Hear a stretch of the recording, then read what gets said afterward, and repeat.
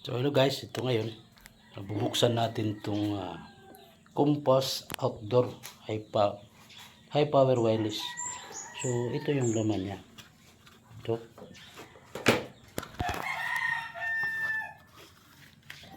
So mayroon siya ritong susi at saka itong antena nandun na sa taas.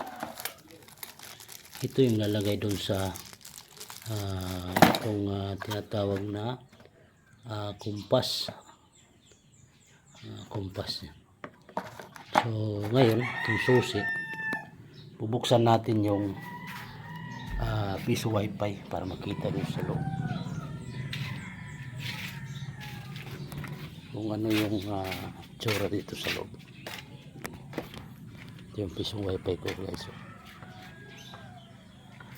Bubuksan natin.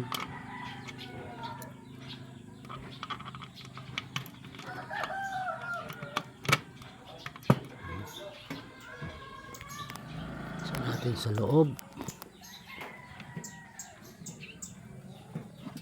So ito pala yung mga aparato sa loob. Ito mahulo yung piso.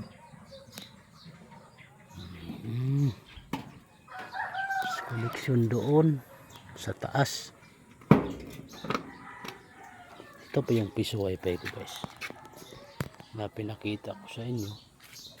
Yung ginagawa pa lang, pero hindi ko pa na hindi ko pa na apply ng internet connection.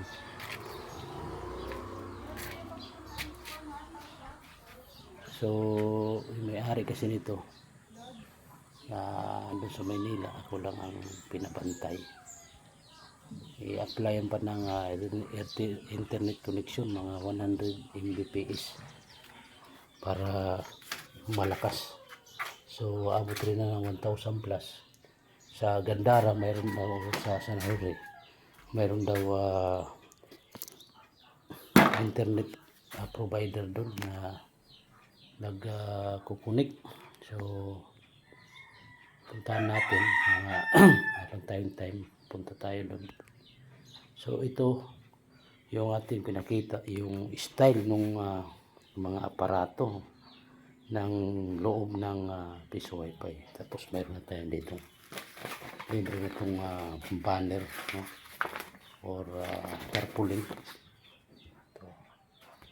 So tingnan natin itong business kung talagang okay ba talaga, kasi kailangan mo kasi dito na marami ang maghulog sa isang buwan. Kasi pero mo every 1 month pag bibil ka ng 1,000 plus or 1,400, so nakadepende yan dun sa customer kung marami maghulog. Kung kukunti lang naman maghulog sa piso wifi mo, so lugi ka talaga. Kailangan mo mas marami kang mahikayat na mga customer at malakas yung internet mo para makabawi ka dun sa binabayaran mo na monthly yung bill ng internet. So yung sobra nun, siyempre babudget mo rin dun sa kuryente.